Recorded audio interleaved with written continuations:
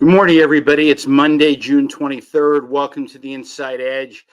During the summer of 1976, the State Assembly was holding a late night session to debate the creation of a state income tax. And uh, even in that hour, the Assembly was uncomfortably hot.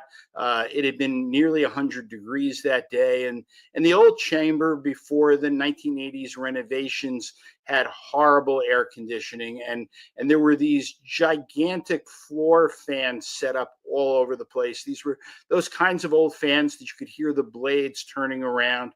And at one point during a contentious debate, a Republican assemblyman from the city of Passaic, Emil Alzawi, stood up from his seat, and he caught the attention of the assembly speaker, a guy from Bayonne named Joe LaFonte.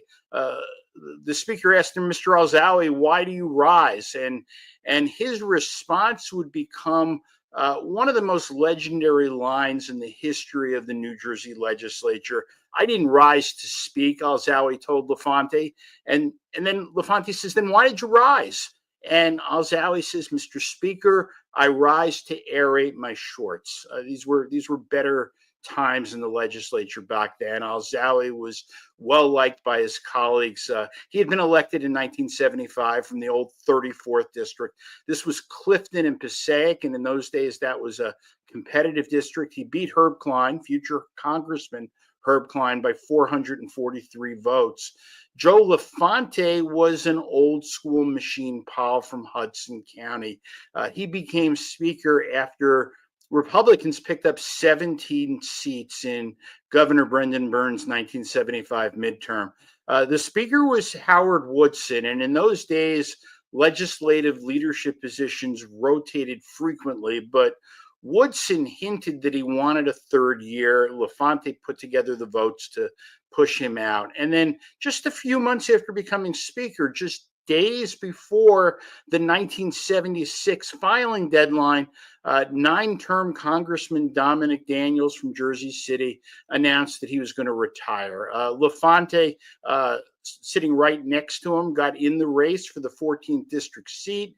So did some others, including West New York's Chris Jackman, and North Hudson made a play for the House seat. But this primary was over before it started. It took just 5 days, and LaFonte wound up running unopposed. LaFonte had shepherded the state income tax through the assembly, and that led to what was almost an unfathomable upset. An unknown Republican named Anthony Campenny, a used car dealer with an $11,000 war chest, came within 6,800 votes of winning a Hudson County congressional seat. This is in a district that Jimmy Carter carried by 14 points. LaFonte turned out to be a one-term congressman, not his fault. Internal changes in Hudson County politics led Democrats to back Frank Aerating instead. As a consolation, Brendan Byrne put LaFonte in his cabinet. And in 1982, LaFonte ran for the U.S. Senate.